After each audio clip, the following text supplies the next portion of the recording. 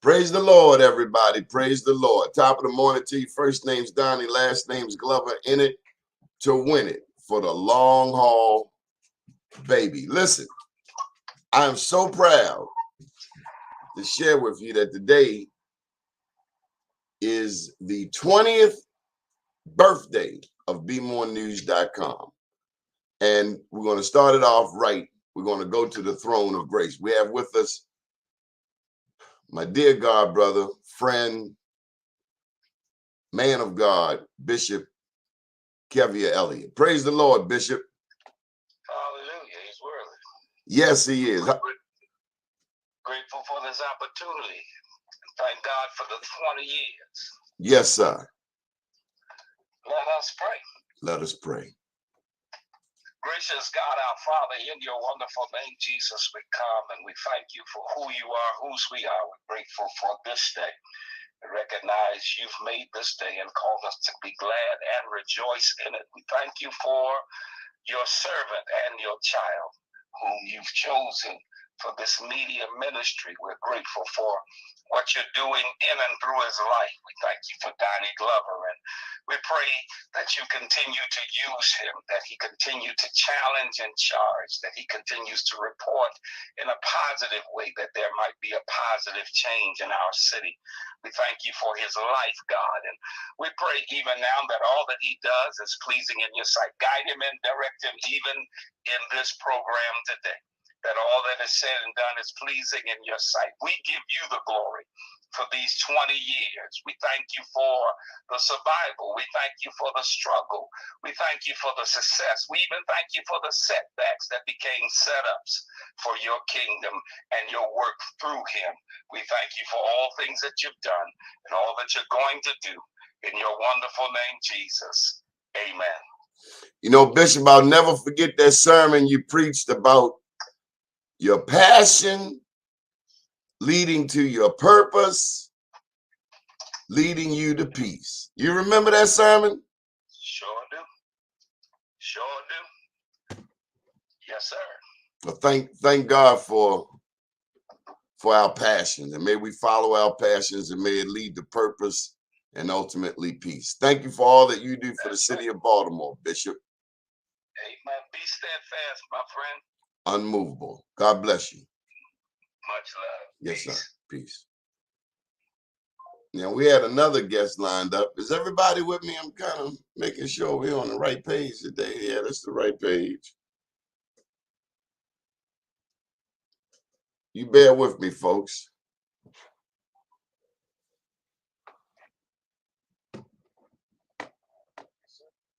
Are you backstage? I may have sent you the wrong link.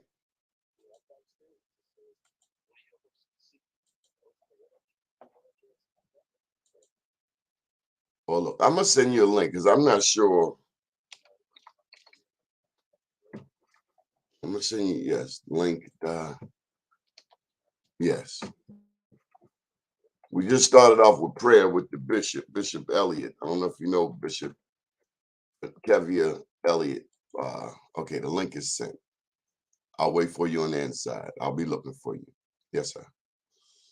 So Bishop Elliott is up there at the Lord's Church, 5010 Park Heights. He's my God brother. But more than that, he's anytime, Ms. Redmond. Doni, D-O-N-I, at BeMoreNews.com. And welcome to the broadcast. Bishop Elliott is up there at the Lord's Church, 5010 Park Heights, my dear God brother, true man of God. There we go. There we go. I got you now. Here's my big brother from another mother, the one and only, the Honorable. How you doing? Thank you. Snowden. How you doing, my friend? We have an hour show, if I could have you for this hour, but at the midway point, I just wanted to let you know, and I thought you would be perfect for this. Senator Shelly Hettleman will be joining us. She brought to attention the swastika that was painted out there, I believe in Pikesville, and she's going to be addressing that. And I know you've dealt with all kinds of issues like that before. We got a young man, Todd. I'm gonna send you the link because I want you to come on in. You know this young man right here? I certainly do, Brother Todd. Very I good. just met him on this show last week. Come on in here, Todd. Now, if he knows you, he's doing all right. He's doing all right. Delegate. Huh? General Assembly. He's running for the House of Delegates. I think he won. No, he's the Democratic nominee. Oh, okay. So it don't work like that down that part of the woods. No, unfortunately not. In Baltimore City, if you win the primary, it's tantamount to winning the election. It's not like that down there where he's in Charles County. No, he's in Worcester County. Worcester. That's how you pronounce it. No, Somerset. Todd, is it Somerset County? He's gonna be clicking in, I guess, momentarily. He's in Pocomoke City. Yes, he did say Pocomoke. You know, a lot of us urbanites here in Baltimore, we couldn't tell you where Pocomoke City is. Where is Pocomoke City? It's down south. Right. Well, you know, the same thing was true with Greensboro until Antoine Black was murdered, and you know, suddenly became a front page news story. Antoine Black is the young 19-year-old black man who was murdered 2 years ago by the police department over there in Greensboro. And this morning, they just settled the case for $5 million and his wrongful death. You don't know whether to applaud or cry. You do both, because in this case, while it is obviously some form of justice for the family, when you lose your only son, your loved one, no amount of money can compensate for that. So, you know, I think it's good that the ACLU, the American Civil Liberties Union, a great shout out to Debbie Gion and Richard Potter, who were very much instrumental in making sure that this family got some form of justice. Mr. Carl, how do you follow all of these stories? Well, one of the things, Donnie, this gives me an opportunity, something Todd and I have been working on together.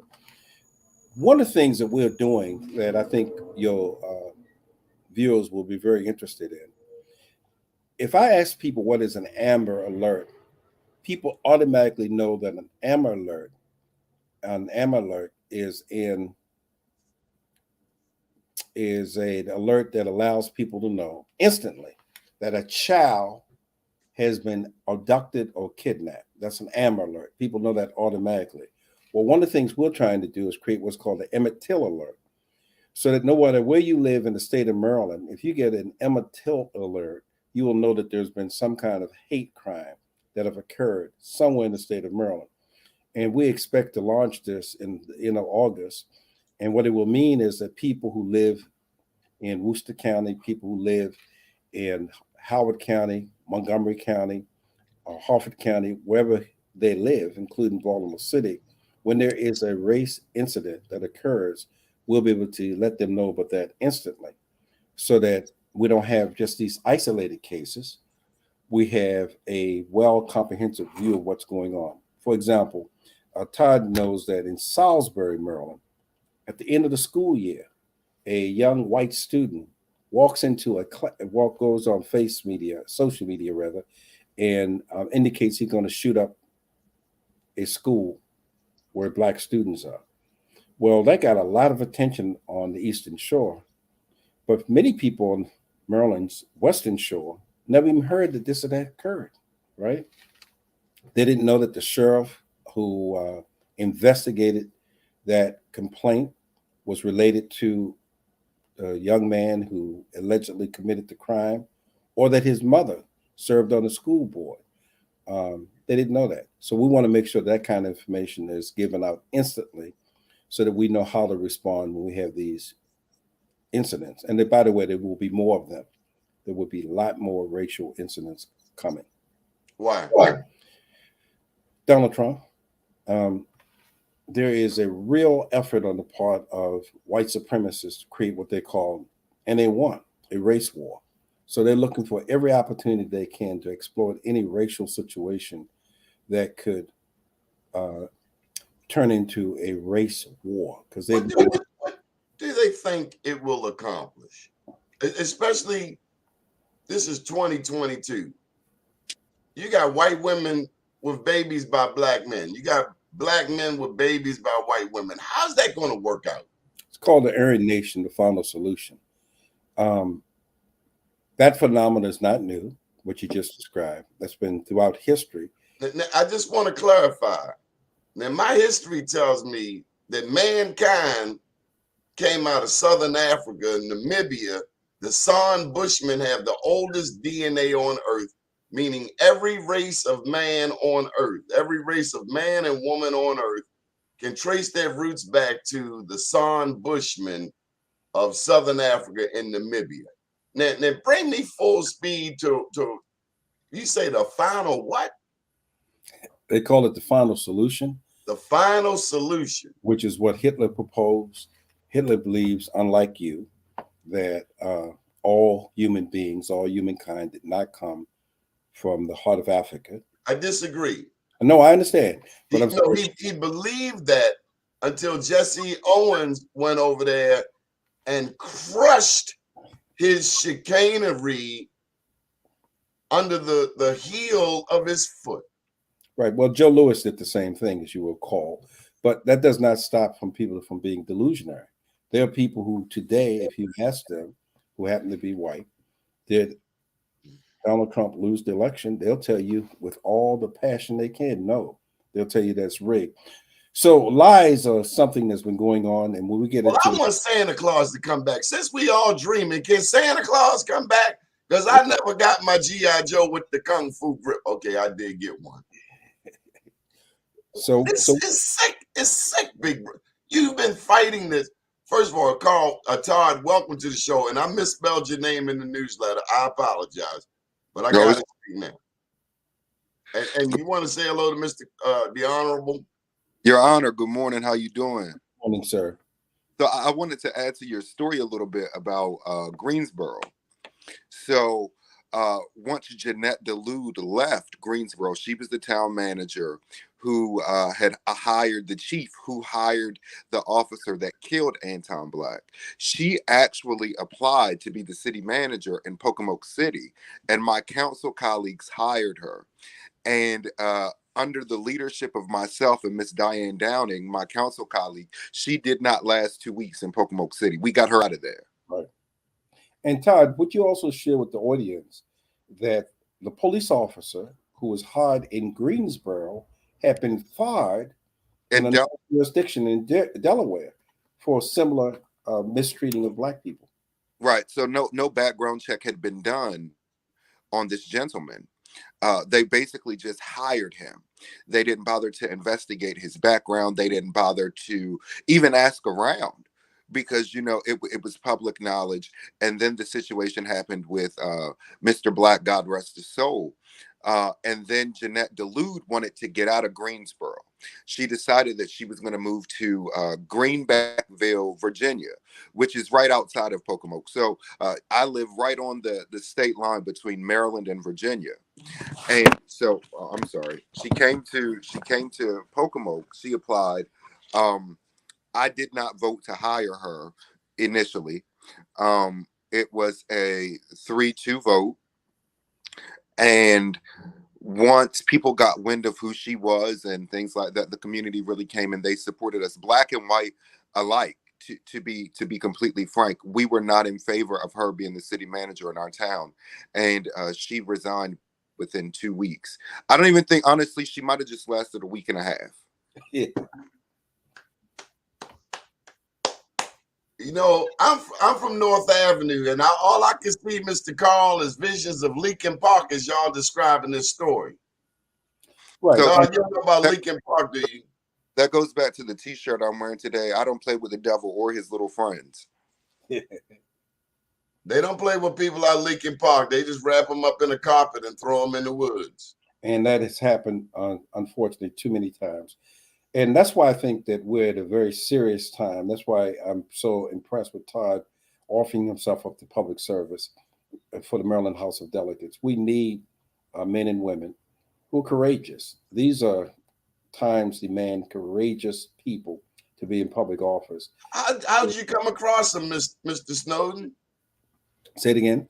How did you meet Todd? Oh, Todd, his uncle is the convener of the Caucus of African American Leaders on Maryland's Eastern Shore, and I was introduced to Todd by his uncle, who's also very active on Maryland's Eastern Shore.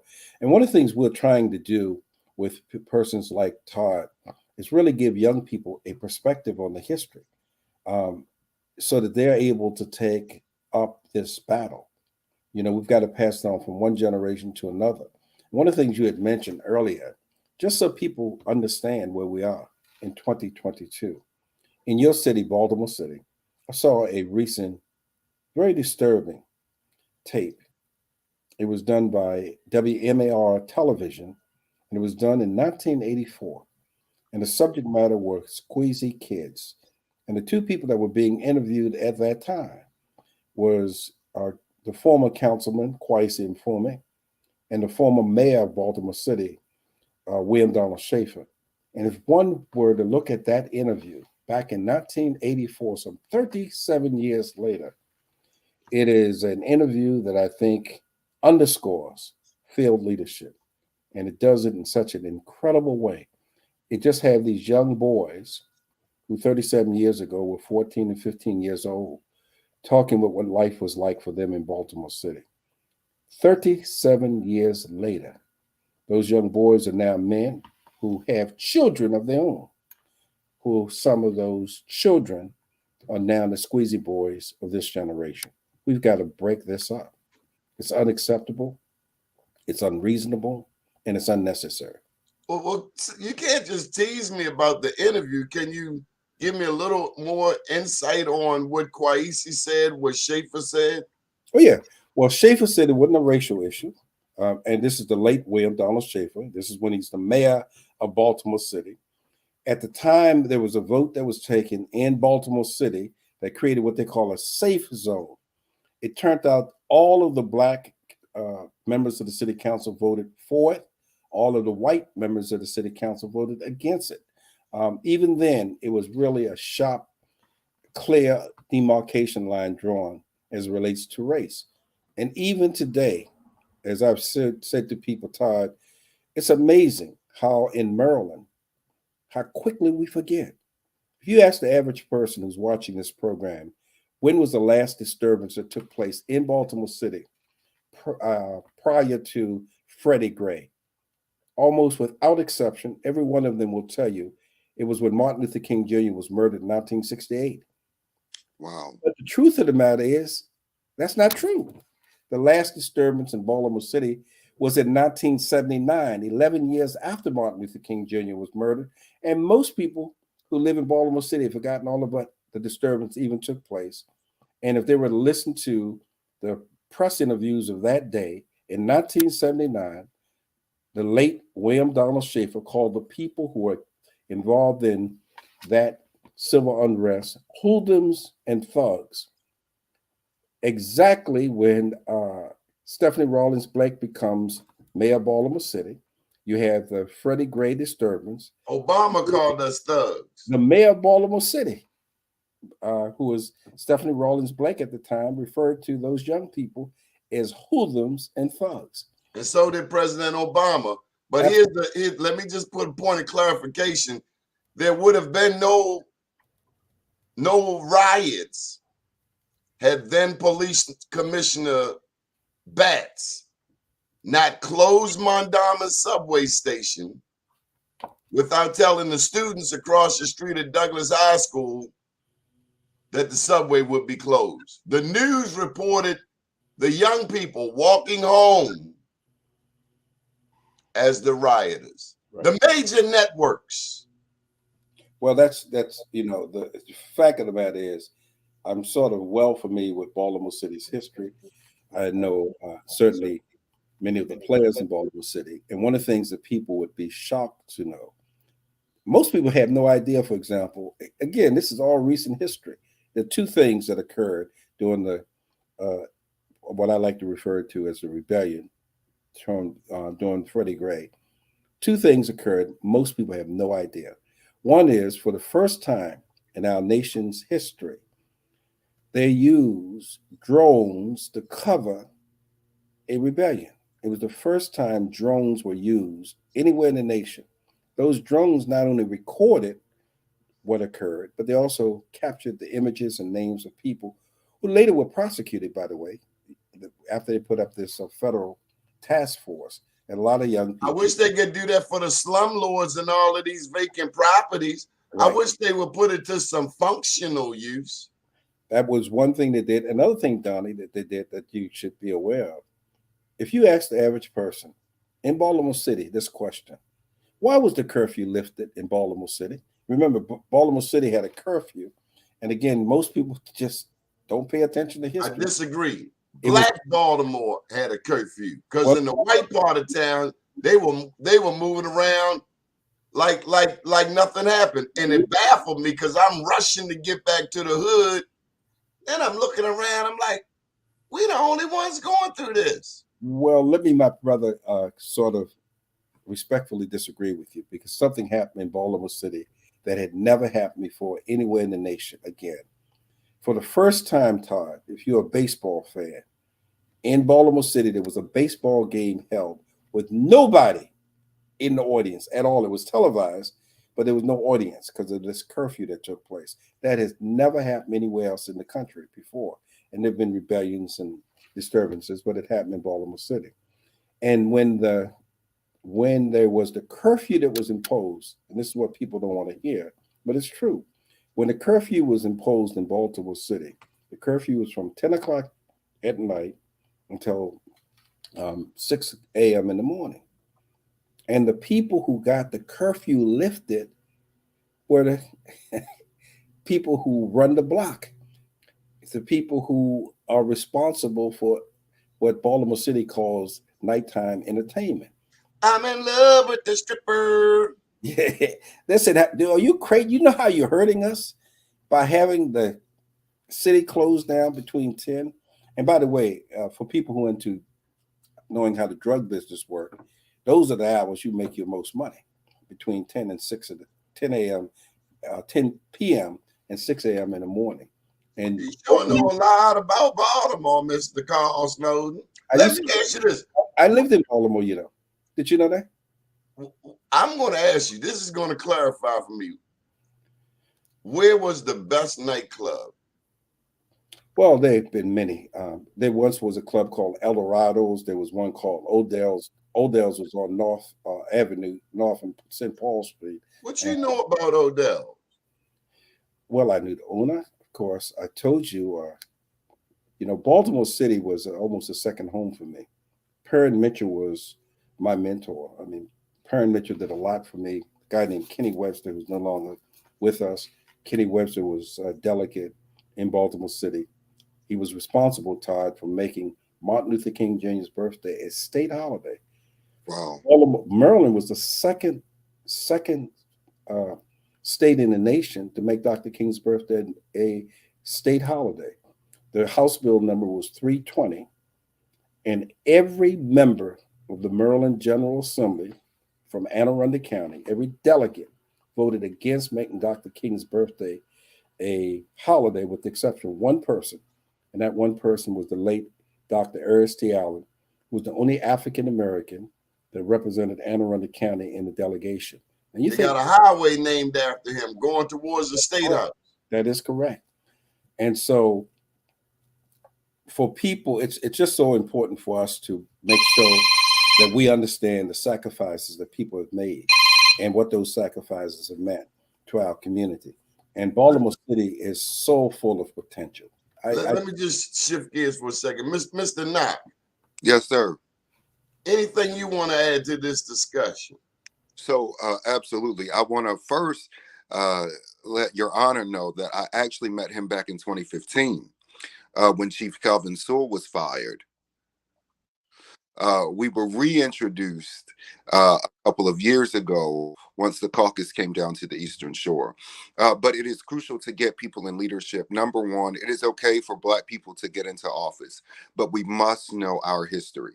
We must know what we're fighting against. And, speaking about former Governor Shaver, he said that the Eastern Shore was shit house. Yes, exactly. So, we're not big fans of him down here on the Eastern Shore. That still echoes. But he had property down there too, didn't he, Mr. Snowden?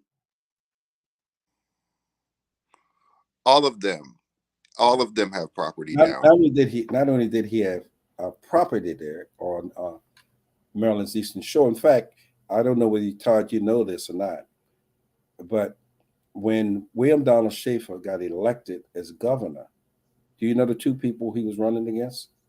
I do not. Got elected? Steinberg? Nope. The two people he was running against are both legendary Baltimoreans in their own right. One was Steve Sachs, who was a Maryland Attorney General, and the other was Perrin J. Mitchell. Perrin Mitchell ran for lieutenant governor on the same slate that Steve Sachs ran on. And he being the then mayor, Schaefer, was able to run a game that played heavily on race and anti-Semitism, and it worked. I got some trivia for you. Who was the mayor of Baltimore, Honorable, in 1907? He is known as the father of segregation. George McMecken used to keep foot in his hind parts along with another Black lawyer named Ashby Hawkins. They named McMecken Street after George McMecken, but I understand in 1907, they had before you came about, you a reincarnation of Ashby Hawkins and George McMecken, Honorable Carl Snowden, but they used to hang foot in J. Barry Mahul. That was the mayor back there. You ever heard of him? I have not. In fact, Baltimore City has a really rich history, and one of the things that I try to tell people all the time is the importance of knowing history. Do you know most people in Baltimore City don't know who Baltimore City is named after? Just as in my city, in Annapolis, if you ask somebody, who's Annapolis named after? Well, pardon my ignorance. I'm gonna try. Lord Baltimore, and he was from the Calvert family. Yeah, Lord Baltimore from Baltimore City was named after. The city of Annapolis is named after a woman named Princess Anne, who later would become queen. Her father is the Duke of York. New York State is named after the Duke of York. Now, who's the Duke of York? He was the man that changed how slavery is done in America. He was the first one to come up with to take the initials and brand them on the bodies of human beings. Him and his daughter, who Annapolis is named after, made their money off human trafficking. They actually were involved in the slave business, where they would go and... I gotta interject this, Mr. Carl. The Spanish and the Portuguese had been in the Americas at least a century earlier. So the British were the last of those European colonizers to come to North America. Donnie, that's true, but it also is equally true that one of the things that a lot of people don't understand, particularly as it relates to slavery, they will tell you that there are other places in the world that enslave people, and it's true. But there's a reason they call American slavery the peculiar institution. And here's one of the things that made it peculiar. And it's hard to even say it now because it's a powerful indictment of this racist system. You each have heard, and your viewers have heard, the term MF. That term comes from the fact that slave masters would take the sons of women and force them to have intercourse with them. Or they put a sack over the mother's head so the young man wouldn't know it's his mother? No, they didn't have to do that. No. Nope. There was a huge fear system that was put in place where men were forced to do things they may not want to do. And I think if people ever really understood how terrible slavery was, we often take the notion that slavery took away people's language, which it did. It took away their humanity. Their humanity. But one of the things we've really not talked about, which is why critics and conservatives do not want critical race theory. Todd is a teacher, and he knows that in the classroom, you have a profound impact on young people. If young people really, white and black, by the way, really understood how cruel slavery was. For those who watched the movie called Roots, those 13 series of Roots, it did not capture what really slavery was about. Because remember, but at that time, it was the first time that such a presentation had been made. That is true. It is true. And I'm not taking anything away from Roots, because remember, this was in 1977 when the series came on. I have since heard that Mr. Haley did some plagiarizing. Yeah, but before people, and that it's true, but it doesn't. Why? It doesn't take away from the original story itself. In fact, if people really read history closely, you find that that is not unusual. There are a lot of people who took credit. Here's something, Todd. Did you know that the current president of the United States, Joseph Biden, is a slave owner? No. He plagiarized. He took somebody else's speech and attributed it to himself, and was forced, when he was running for president at the time, to drop out of the race. Not many Americans have forgotten that. He actually plagiarized. So when people talk about someone plagiarizing other people's work, it is not uncommon in America. Todd, that's the worst thing you could do, is steal somebody's stuff. I mean, as a writer, it's such a smack in the face to know of cats who actually get some rise out of it. I don't want nothing that's not mine. Man, who does that? Being an English teacher right now, Milli Vanilli. Being an English teacher right now, there is no penalty for plagiarism anymore. That's right. There is absolutely no penalty for it. And these are the things that are infiltrating our schools. Parents are worried about their children learning the truth about racial injustices and things like that. But what they should be worried about is their kids learning that it is okay to steal, because that's what plagiarism is. It's stealing. And if you lie, you steal, you cheat, you ain't no damn good. And do you know that in America, documented, the Washington Post documented 10,000 got Haiti tuned in. 10,000 lies that Donald Trump has made. It's documented 10,000 lies that he has made when he was president of the United States. And yet he still has support among people who know he's a liar. It just goes to show you the times in which we're living. So, Mr. Snowden, did you know that Denmark Vesey, now I know you like slave insurrection, and Daniel has just inspired me. So Denmark Vesey was down there in South Carolina, Charleston, South Carolina. They built the Citadel because they were so afraid of Denmark Vesey. Because he had epilepsy, instead of being a field worker, they put him on a ship, and he would travel the world helping the owner pick slaves.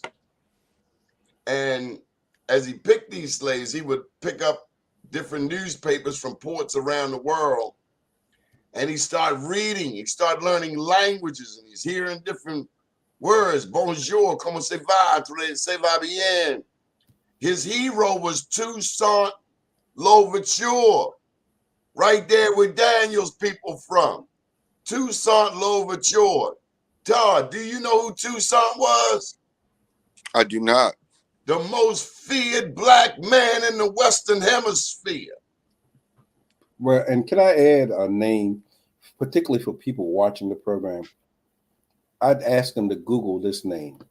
His name is Madison Washington. Oh, yeah. I read his story. Madison Washington. I wrote about him. That was a love story. Madison Washington literally freed more black people than Abraham Lincoln did. Most people don't know that. And he did it 40 years before. And you're talking about a brilliant black man. You got to share the story of Madison Washington. Now, I was caught up with the love story because when he when he freed the ship, he found his wife, right? That's correct.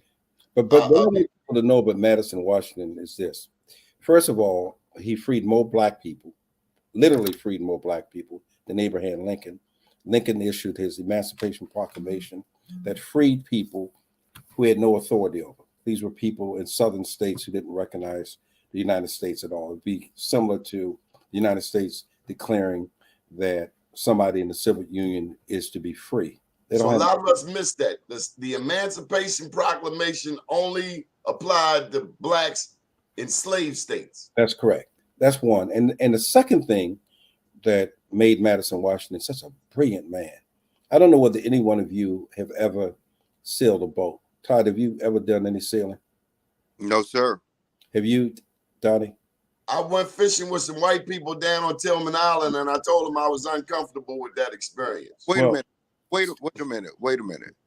You went to Tillman Island, yeah, and went fishing. He doesn't know the history of Tillman Island. I know the history of Tillman Island. But and you got back. But anyway, I named Donnie Glover. You damn right I got back. They didn't want me down there, bro. Things I wanted to mention. You best wake up Frederick Douglass and Mr. Covey, because they ain't want me down there. One of the things about Madison Washington, for those people who are watching who know anything about sailing, it's great skills. What Madison Washington was able to do, Todd, is he would watch those persons who were responsible for sailing the boat. They thought he was just one ignorant black guy, and he would be quiet and silent till he mastered the navigation. Can you imagine taking over a ship? Wow. That you've never before had the ability to navigate, and he had it down to a science. Took people safely, and he also did something, Donnie, that I hope you can appreciate. How many black people were fearful?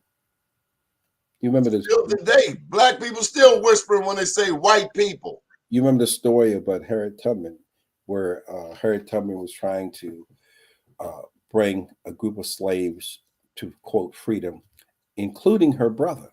And her brother at the last moment got frightened because he knew that should they get captured, what would happen? So her brother, Harriet Tubman's brother, asked permission to go back to the plantation. And it was Harriet Tubman who said, "You will either be a free man or a dead man, but you're not going back." And she threatened to take his life. Man, I saw a movie this weekend. It was a Western. They had this black man in there hugging this white woman. She freed him.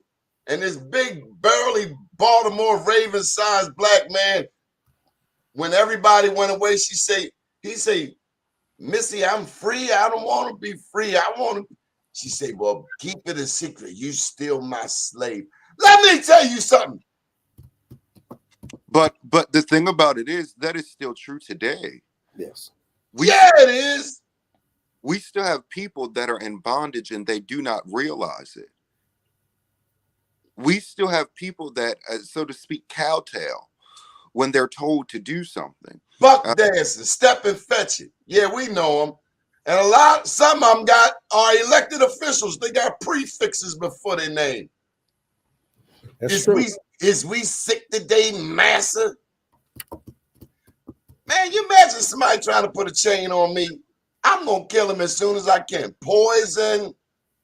You enslave my family, my children? Well, you're going to have a guest you said that's coming up. I don't think she's coming. Okay, well, let me share this with you then.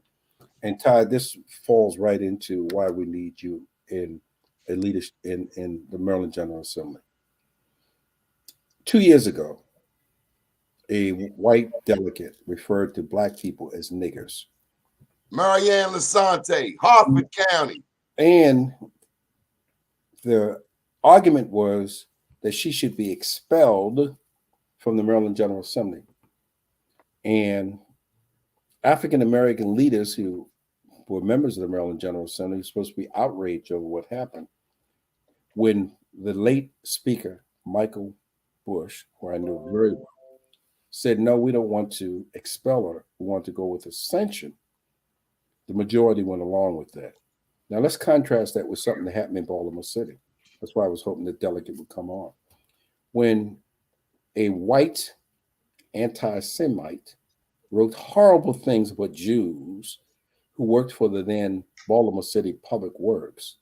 The Jews who were on the city council demanded that he be fired. He had civil service protection, all that, and he was fired. Because we don't know, just like when Biden, as vice president, said, he said to black people, they're going to put you back into slavery. He was talking about the Republicans. I was absolutely insulted. Todd, I will not forget the black woman who stepped at me and said, oh, I wasn't insulted. Negro, what? Well, Imagine Biden would have said to the Jews, don't vote for the Republicans. They're going to put you back in the ovens. That's right. They would have had his job by noon. you know, the problem is that We don't know when we've been insulted. We don't know when we've been insulted, but that is why we as the people have to keep a tab on our elected officials. We have to be willing to support them because it's hard not to be bought. And Your Honor, you know, I'll say this all the time. I've never been for sale and I've never been bought, you know, but it's hard not to be. And that's a reality that we don't want to face. So it is up to us to support our elected officials. It is up to us to be in their ears. It is up to us to give them a call on the phone and say, hey, you know, that wasn't right. Hey, no, right. We've got to hold them accountable. And the portrait of Malcolm X and Martin Luther King Jr. behind me, I truly do not believe that Dr. King or Malcolm gave their life so that we could put black people in the same position white people are in, to do the same thing white people do, steal and enrich themselves and that sort of thing. People who gave the ultimate sacrifice, their lives, whether it was Malcolm or Martin or somebody you've That's never why heard of. I'm not a fan of this Michael Eric Dyson guy, because of all of the things he could find to write about Dr. King. It is mealy mouth man who ain't never sacrificed for our people that I know of. Go talk about Dr. King. You talk about one to go chase somebody down and take him out Lincoln Park.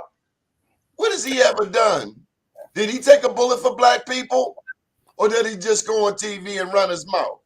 Well, that's why we have to hold black people accountable across the board. And when black elected officials, and I know people don't like to hear this, when black elected officials get indicted, get convicted for crimes, it is true that black people, that there's a double standard. But I'm not one to I don't lose a lot of sleep over that. Hey, Todd, if you need some money, we'll do a fundraiser for you. Don't get caught. Don't go to jail over some jump change. Exactly. We could have did a fundraiser for you. Exactly. And here's something else. If you're going to get in office, you probably need your own money ahead of time. If you go into office broke, you are a vulnerable black elected official. That means somebody can slide a little money away, drop a little bag on your back porch, and you sell your mama down the street. Someone who's held public office. Not you, Todd. And what I want to say to you, Todd, is someone who's held public office. Integrity is what you have to have. And integrity is not what you do when people are watching, it's what you do when they're not watching. And so say that again. Say that again. Integrity is what you do when people are not watching. And the truth of the matter is you either have it or you don't. And integrity is not something that you can give to someone. They have to earn it. So what I find for myself personally is that people have to make a decision, and they do it all the time. And so it's not a question of whether you, because we don't want a situation where the only one that get in office are people who can afford, a certain lifestyle. We want all kinds of people to get in public office, but all we need them to do is have integrity. I met, and I tell people this story all the time because it changed my life personally. I met Rosa Parks. When I met Rosa Parks, some of you know that Rosa Parks was arrested in 1955. She was 42 years old, had never had any children, and was the mother of what they call the civil rights movement in that day. So I was fortunate enough in 1984 in Annapolis, Maryland, to meet Rosa Parks when she was living. She was then 84 years old. And I asked Mrs. Parks the question I always wanted to know. On that fateful day, why did you refuse to give up your seat? And the answer she gave me, I've never forgotten. Her response was, and she was a very diminutive, small-built woman. She said, because I refused to give up my dignity. That's powerful. It wasn't that she wanted to be seated next to white people. It wasn't that she was tired that day. She said, I refuse to give up my dignity. And Mr. Snowden, we got to let this young man chime in. Todd, what does that mean to you when you hear this story? Well, I've heard this story before, so I don't know if you paid attention, but every time Your Honor speaks, I actually pick up my pen. So I take notes when he talks, just in case I have to reference back to it one day. But what it means to me, that's how I live my life. I refuse to lose my dignity. I don't know if you can see the sign behind me, but it says integrity, and it is something that I always look for. It is something that I always think about. I like to tell people that while I do have a conscience, I still have my grandmother sitting on my shoulder. And I ask myself in many situations, would my grandmother like that I'm doing that? Would my grandmother like that I'm saying this? And that is the thing that will that keeps me in line. So when I look at a situation, even when it's time to vote, I ask myself, what would my mom say? And honestly, there have been situations where I didn't know what she would say. So I had to come and ask her. And I've had that privilege with my grandmother being 98 years old and still alive. But she sits on my shoulder, even in those council chambers, because my grandmother is a great woman of faith and integrity. She was a great woman of serving the community. She never held public office. She never had a fancy title, but she fed the hood. She clothed people's children. She paid people's bills.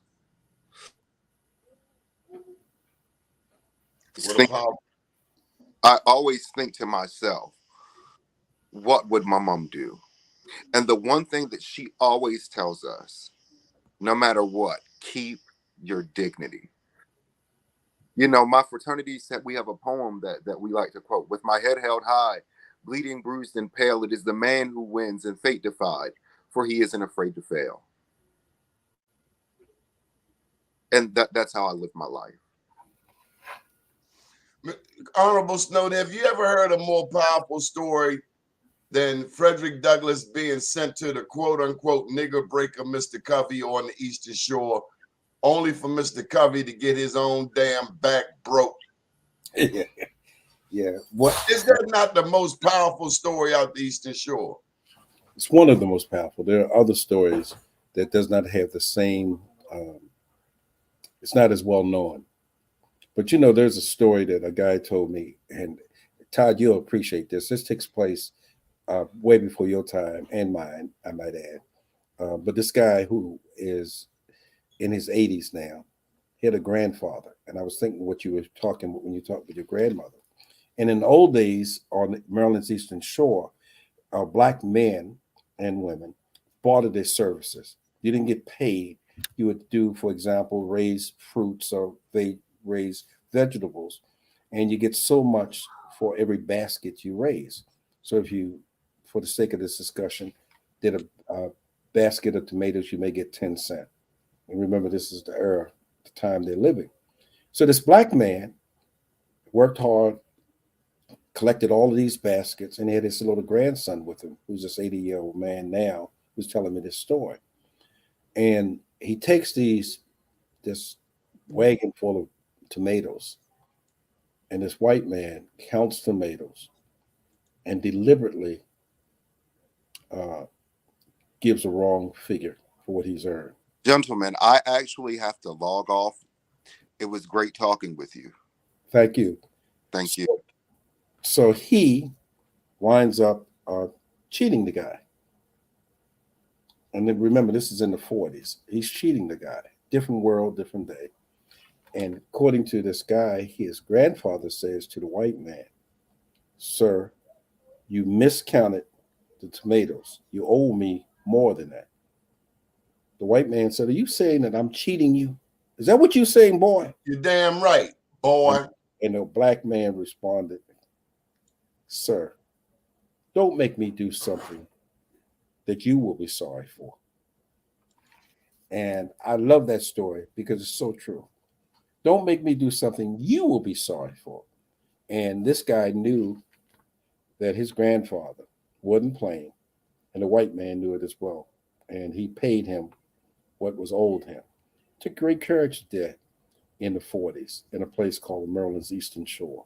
Tell me about the veterans, because as you tell that story, I think of Delegate Tiger Davis and the stories he's told me about when our soldiers come home from war.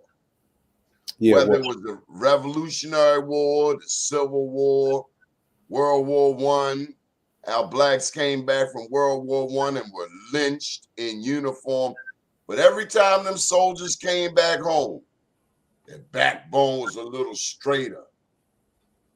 Mac Parker, if you ever want to read about a heroic guy, his name is Mac Parker.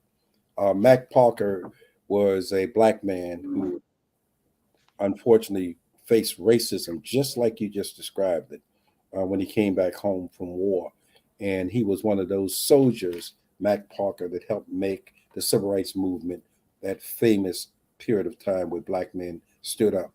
Oftentimes when people think of black soldiers, they really don't know the history of black soldiers. When I tell people, for example, that a black soldier by the name of Perrin Mitchell got a Purple Heart, Perrin Mitchell served in the U.S. Army. When I tell people that Ron Dellums, he was a member of the service, armed services, he served. And this is the one that just blows people away. The co-founder of the Black Panther Party was Bobby Seale. Bobby Seale was a member of the U.S. Armed Services. He was in the Air Force. Black men who've gone into services, armed services, have often been construed as people who are very conservative. That's not always been the case. There have been black men and women who have served in the Shout army. out to Cathay Williams, the black lady in the she's a Buffalo soldier, pretty much. Civil War. Well, Harriet Tubman, as you know, also served in the military as a Union spy. She was a Navy SEAL. Right. But getting people to understand that we're living in a different era. One of the things you had said earlier about white women having children by black men or black men having children by white women, it is true. There's been this large increase of what's called interracial, biracial children that exist in this country. But it's also equally true that those people who are white supremacists hate that. And they're determined to change America. And I think that black people change it to what? To an all-white country. There's no such thing. Well, they believe it. Okay, where? Show me evidence of an all-white country. Well, there are countries that exist that are pretty majority white, overwhelmingly white. I got you, but when I peel back the layers, right? Mother Russia, the father of Russian literature, was a black man, Alexander Pushkin. That's right. And Donnie, I know that the history of black people transcends all of that. Yeah, I got that. But there does not mean that they're not people who hold a view, a perverted view of history. And they will try to establish this. Let's put it this way. This happened in your lifetime. This is not something that happened 30 years ago. This is your lifetime. In 2017, a white man walks in a church in South Carolina and shoots and kills 9 black people. And when asked by a judge, does he have any regrets? His response was, I didn't kill enough of them. That happened in 2017. In 2022. See, they should have locked up him, his mother, and his daddy, and his grandparents. Locked them all up. In 2022, this year, not 50 years ago, this year, in 2022, a white man, or not a white man, but it was a white man, excuse me, a white man. This country wasn't all that damn white when they needed it built. That's the ignorant. But he goes to Buffalo, New York. He tells the world that he carefully selected Buffalo, New York. It's not by accident he selected the grocery store he did. And he murdered black people. That happened in 2022. Now, here's the famous question that I want you to see if you can give a response to. And people watching this program. The famous question is, when it was Richard Nixon, when he was in the White House, the question was, what did the president know and when did he know it? That's a famous Watergate question. The question for Black America and Black people are the following. Now that you know that the racism exists, now that you know that people are threatening your life and the lives of your family and your children, what are you going to do about it? I'm going to be praying and picking up a gun at the same time. I know so many Black people, Doni, who are in positions of power or influence or people on the streets that are not willing to answer that question. Just simply not willing to do it. Harriet Tubman already told you, give me liberty, give me death. You stand on your feet, but I will not die on my knees. Well, we need more people with that kind of attitude. Unfortunately, a lot of us don't know there's a war. We're like frogs in a pot of boiling water. And we keep on giving the scorpion a ride across the river. And every time we do it, you ain't gonna bite me, are you? You ain't gonna bite me, are you? You ain't gonna sting me, are you?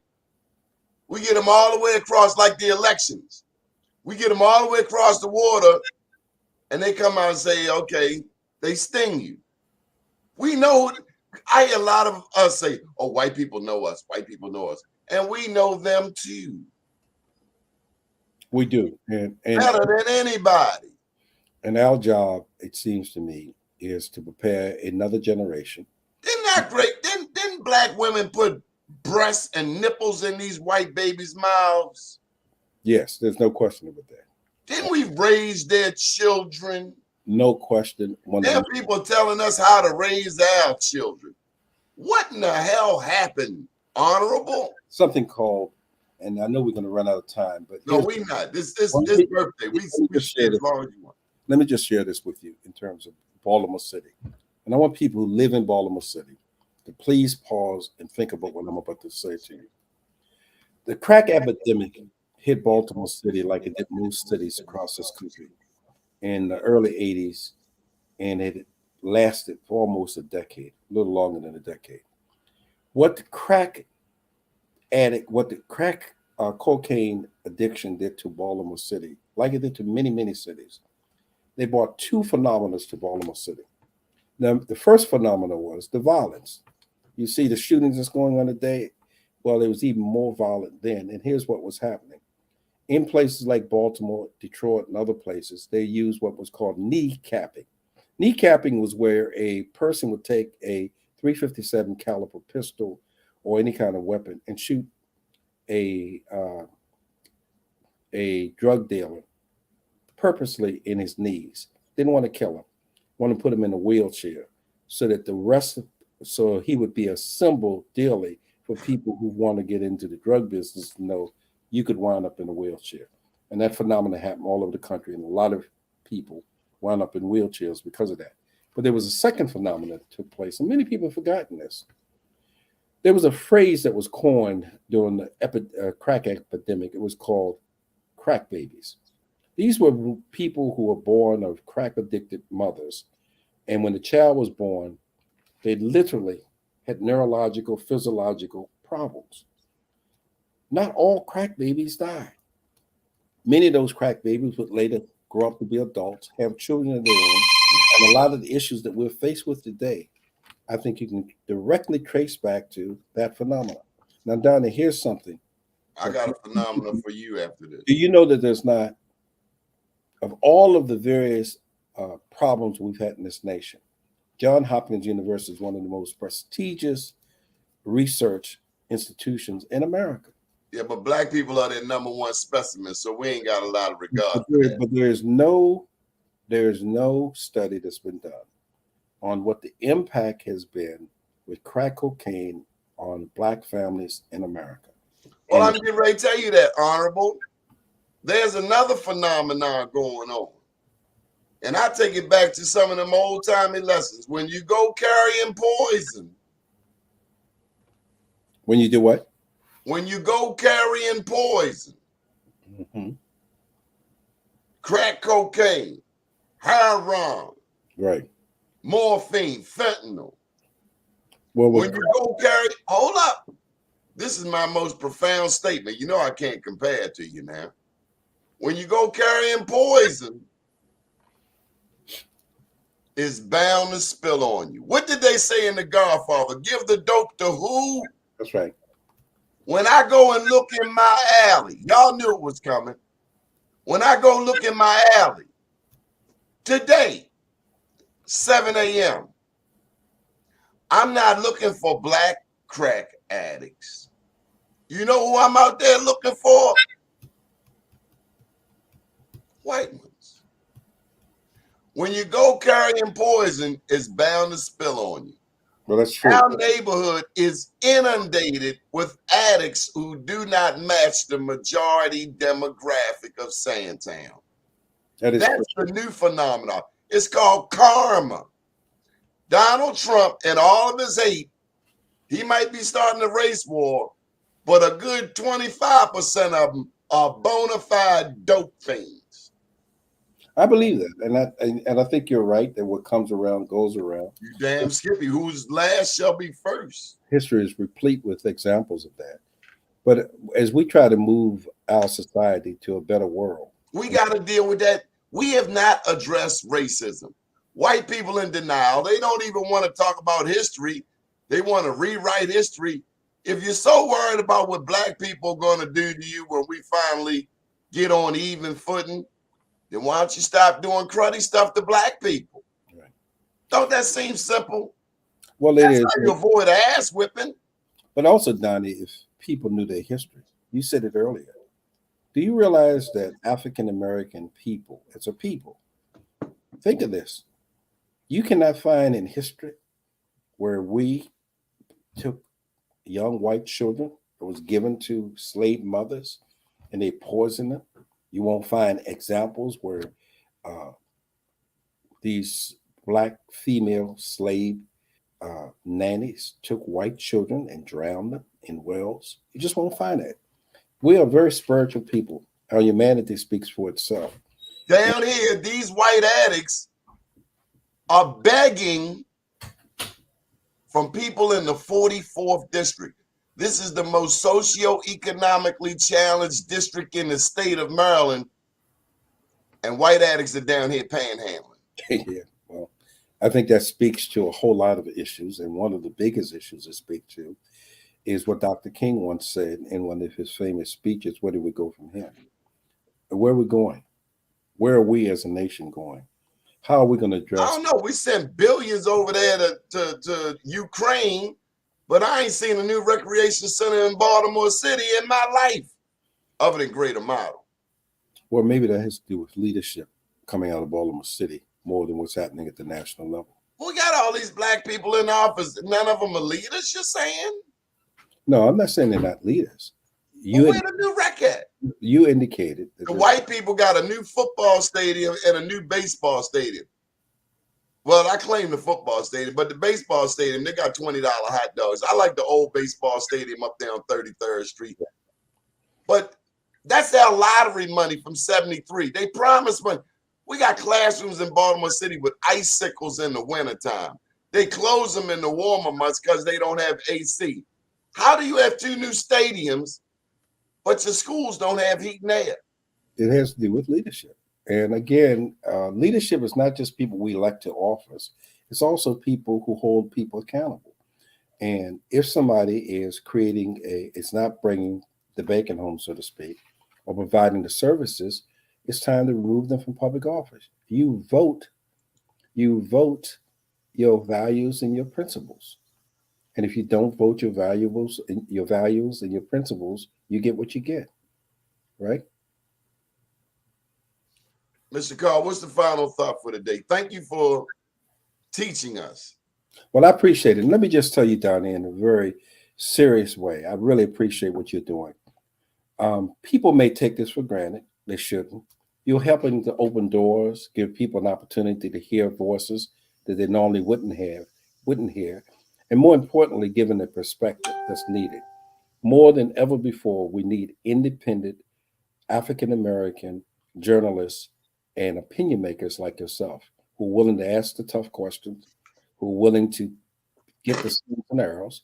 Because you've made some comments even today. I'm sure that there are people who didn't appreciate you raising the question about their leadership skills, but you understand that's not important. Your voice have to be heard. It's got to be unfiltered, and you got to tell it like it is, and you're doing that. And I thank God for you and your service. And I say to your viewers, your best days are ahead of you. We have not seen anything yet. So thank you again for this opportunity. Thank you for teaching me how to box lefty. God bless. We've been fighting on the right. We got to learn how to go left. Yes, right. Good morning, world. Happy 20th anniversary, BmoreNews.com. The news before the news, where we uncover